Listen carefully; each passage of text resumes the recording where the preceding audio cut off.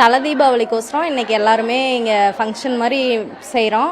இன்னைக்கு வந்து தாலி மாற்றணும், அப்புறமே தலை தீபாவளிக்கு அழைக்கிறதுக்கும் வந்திருக்காங்க அவங்க அம்மா வீட்டில் இருந்து. அந்த மாதிரி நல்லா கிராண்டாக பண்ணிகிட்டு இருக்கோம்.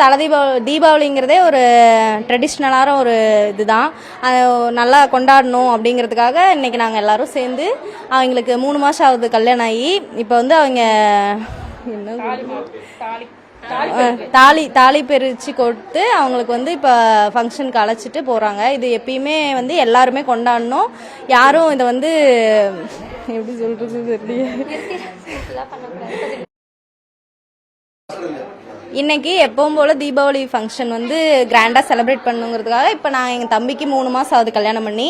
அவங்களுக்கு வந்து கல்யாணம் பண்ணிட்டு இப்போ தாலி பேருக்கு அது தாலி மாற்றிட்டு இப்போ அந்த தீபாவளி ஃபங்க்ஷனுக்கு கூப்பிட வந்திருக்காங்க அவங்க அம்மா வீட்டிலேருந்து. மோதிரம் போட்டு தாலி மாற்றி எல்லாமே ஃபங்க்ஷன் சிறப்பாக பண்ணோம். அதே மாதிரியே இப்போ எல்லாத்துக்கும் சாப்பாடு பரிமாற்றிட்டு இருக்கோம், நல்லா இருக்கு.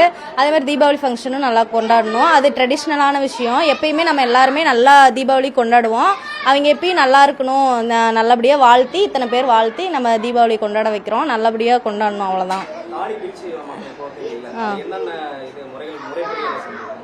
அது வந்து எப்பயுமே நம்ம பாரம்பரியமே அதுதான். தாலி பிரிச்சு கோக்கிறது 3 மாசத்துல கோர்ப்பாங்க. அது வந்து இப்போ இந்த மாதிரி எல்லாருக்குமே எல்லா நகை எக்ஸ்ட்ரா வந்து அந்த காயின் அந்த மணி அந்த மாதிரிலாம் எக்ஸ்ட்ரா கோர்த்து அவங்க வந்து வாழ்த்தி அவங்களுக்கு வந்து அந்த தாலி பிரிச்சு கோக்குறங்கிறது நல்லா பண்ணுவாங்க. அவங்க கயிறா தான் போட்டிருப்பாங்க. இப்போ போட்டுனா அது நல்லா இருக்கும், நீட்டா இருக்கும் அப்படிங்கிறதுக்காக அந்த 3 மாசத்துல செய்வாங்க எல்லாம்.